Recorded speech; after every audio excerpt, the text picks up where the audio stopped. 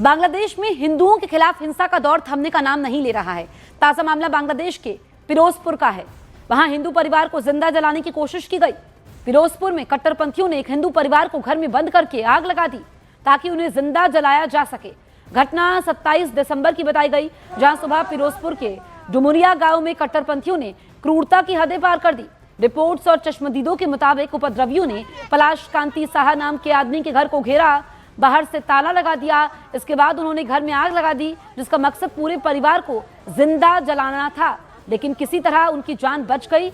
इससे ठीक एक दिन पहले पास के ही पश्चिम डुमरिया ताल गांव में भी 2 हिंदू परिवारों के घरों को आग के हवाले कर दिया गया था। लपटें झूठ नहीं बोलती, लेकिन बांग्लादेश सरकार बेशर्मी से झूठ बोल रही है। जिस समय बांग्लादेश के फिरोजपुर में एक हिंदू परिवार को घर में बंद करके जिंदा जलाने की कोशिश हो रही थी, तब यूनुस सरकार अपने प्रेस रिलीज में सांप्रदायिक सौहार्द की कहानियां लिख रही थी। भारत ने जब जलते हुए घरों की तरफ इशारा किया तो बांग्लादेश सरकार ने अपनी रेतराई दिखाते हुए इसे महज एक छिटपुट घटना बता दिया। जबकि बांग्लादेश में हिंदुओं पर लगातार हमले जारी हैं। बांग्लादेश में हिंदुओं की दुर्गति की 3 तस्वीरें आप देख रहे हैं।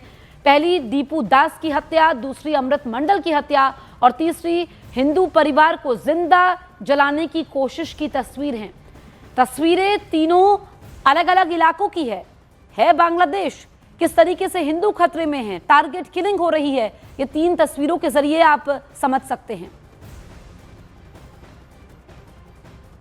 ये घटनाएं बताती हैं कि बांग्लादेश में हिंदू समुदाय की कैसी दुर्दशा हो रही है, लेकिन वहां की अंतरिम सरकार हकीकत स्वीकार करने के बजाय अजीबोगरीब दलीलें दे रही है।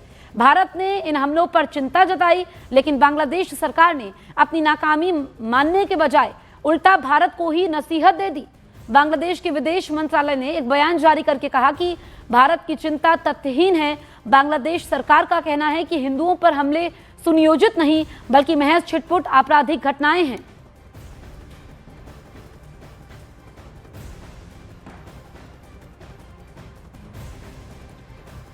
बांग्लादेश में हिंदुओं को ईश निंदा के बहाने निशाना बनाया जा रहा है। एक रिसर्च ने तो पूरी प्रक्रिया ही खोलकर रख दी है।